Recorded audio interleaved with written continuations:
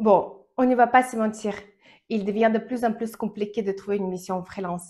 Avant, il suffisait d'envoyer un CV et les recruteurs étaient nombreux à faire des propositions. Aujourd'hui, silence radio. Ou pire, des offres au rabais avec des clients hyper exigeants. Cela fait plusieurs années que j'observe le marché et franchement, la tendance n'est pas encourageante. Les missions deviennent rares, les TGM stagnent et les freelances peinent à trouver des opportunités. Mais la vraie question, c'est pourquoi? S'agit-il simplement d'un passage difficile où le freelancing tel qu'on l'a connu est-il en train de disparaître? Voyons ensemble les tendances observées ces derniers mois, les chiffres marquants et surtout ce qui peut être fait pour n'y pas sombrer avec le marché. Pourquoi les situations deviennent-elles plus compliquées? Le secteur du développement est le plus touché. Et il ne s'agit pas de petites fluctuations. Les offres se raréfient et les clients deviennent ultra sélectifs. Un exemple concret de ma mission actuelle, un appel d'offres a été lancé pour un développeur Java avec 6 ans d'expérience. 1 heure, 4 candidatures avaient été déjà reçues, un phénomène impensable il y a encore quelques années. Avant, il fallait attendre plusieurs jours pour avoir un retour. Aujourd'hui, la réponse est immédiate car il y a trop de monde sur le marché et cela ne concerne pas uniquement les développeurs. Les chefs de projet, les business analysts sont également touchés. Mais pour eux, c'est plus un effet domino. Moi des projets, moi des besoins aux développeurs, moi des besoins aux chefs de projet et aux business analysts. Logique. Pourquoi les entreprises n'investissent-elles plus autant? La raison principale est simple, l'incertitude. Les entreprises, comme tout le monde, évitent les risques lorsque l'avenir est incertain.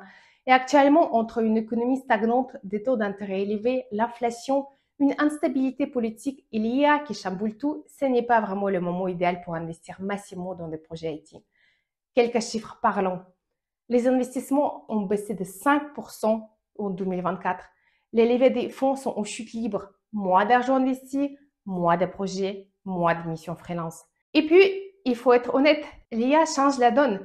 Avant, une équipe de développeurs était nécessaire pour créer une application. Aujourd'hui, avec le no-code, l'automatisation, beaucoup d'entreprises se posent les questions. Pourquoi payer un développeur 600 euros par jour quand un outil peut faire le travail à sa place? Cela signifie-t-il que le développement est mort? Non, mais cela signifie que ceux qui se limitent à des tâches basiques vont avoir du mal à se maintenir à flot. Qui va s'en sortir? Qui va galérer? Soyons francs.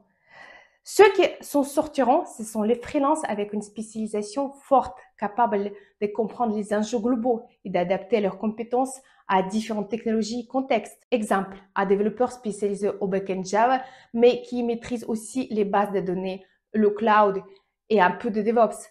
Il possède une expertise principale Java tout en ayant une vision plus large et adaptable.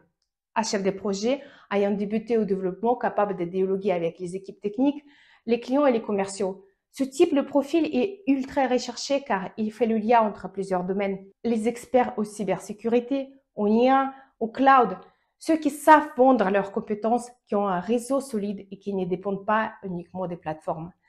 Ceux qui vont rencontrer des difficultés, ce sont les développeurs ou plus globalement les profils trop généralistes sans spécialisation forte, ceux qui ont effectué une reconversion mais qui manquent d'expérience concrète, ceux qui pensent que le freelancing était un Eldorado sans effort.